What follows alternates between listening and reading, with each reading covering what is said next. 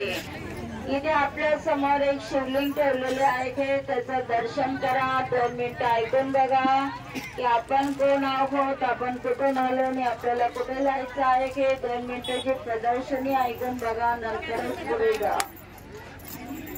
परमात्मा बिंदी आहे म्हणून आपल्याला प्रदीप मिश्र पण सांगतात की ब्रह्मकुमारी के पास जाओ, बिंदी का ध्यान तुम्हाला ऐकायला मिळणार. शिवलिंगाचं लांबून दर्शन करा, फक्त वेळ द्या, जास्त वेळ लागत. तुम्हाला बिंदीचं ज्ञान सांग, कशा बिंदी स्वरूप आहे.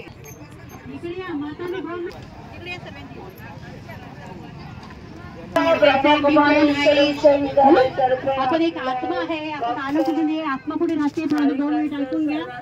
बघतोय, ऐकतोय, कोण करतोय, हे शरीरद्वारे आत्मा बघते, आत्मा कार्य करते है. जसं बघा इथे दाखवलं आहे, आपण बघा आता हे आत्मा आहे म्हणून शरीर चालतंय. आत्मा निघाल्यानंतर शरीर काही कामाचं आहे का? नाही ना. मग आपण पूजा पाठ करतोय, कोणासाठी करतोय? आत्म्यामध्ये. आपण आत्म्यामध्ये संस्कार घेऊन जाणार आहे ना, म्हणून आपण स्वतःला आत्मा समजायचं. मी एक आत्मा आहे आणि शरीर चालणारी एक कोण आहे? आत्मा. म्हणून जे दाखवलंय जसे कार आहे, आता कार मध्ये बघा ड्रायव्हर असेल तर कार चालेल, तसं शरीरामध्ये आत्मा असेल तर शरीर चालेल ना. म्हणजे आपण मनात कोणाला आठवण करायची आहे? परमात्म्याला. आपण एक आत्मा आहे, शरीर नाही. मी एक आत्मा आहे. आपण बघा आज पहिला पाठ झाला. आता बघा याच्यामध्ये आत्मा आहे तर शरीर आहे दाखवलं ना. सतयुग, त्रेता, द्वापार, कलियुग. आता कुठला युग चालू आहे? इकडे सर्वांनी पुढे. आता कुठला युग? आपण आत्मा आहे आणि आपण बघा आता शिवाची याद करतोय, शिवाला आठवण करतोय ना आपण सर्व.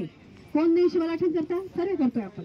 म्हणून इथे दाखवलंय आपण परमात्माला आठवण मध्ये बघा. सतयुगापासून आपण कर्म करत आलेलो आहे म्हणून तिथं देव कर्म म्हटलं गेलंय. आता ह्या युगामध्ये आपण किती जन्म घेतो? दाखवलं किती जन्म घेतो? 8 जन्म. किती? सतयुगामध्ये 8 जन्म. आयु किती राहणार? 150 वर्ष. मग सतयुग बघा 16 कला संपन्न दाखवलं ना. दैवी गुणवाले मनुष्य, पुरुषोत्तम मनुष्य. आणि नंतर मग आला त्रेतायुग. त्रेतायुग मध्ये बघा हर युग 1250 युग चलता आहे. आणि त्याच्यामध्ये बघ दाखवलंय हे आपण किती जन्म घेतो इथं? त्रेतायुग मध्ये 12 जन्म दाखवलंय है ना. सोन्याची दुनिया, चांदीची दुनिया, हे रामचं राज्य. नंतर इथं दाखवलंय हे द्वापार युग. द्वापार युगामध्ये बघा आपण किती जन्म घेतो? 31 जन्म, 8 कला, 16 कला.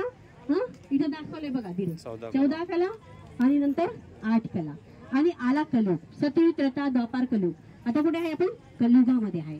आता कलयुगाचा अंतिम समय आपण पाहतोय. काय चालू आता? दुःख ही दुःख आहे, टेन्शन, डिप्रेशन. या दुःखामध्ये आपण परमात्म्याला आठवण करतोय है ना. दुःख आहे ना, हे सुख आहे. सुख आहे, हे दुःख आहे. दुःख आहे ना. आता कोणाला आठवण करायची आपल्याला? परमात्म्याला. म्हणून ते सुख येतात. म्हणून म्हटलंय ना, हे दुःखमय सब समरे करे, सुखमय करे ना कोई. सुखमय करते तो दुख होता क्या?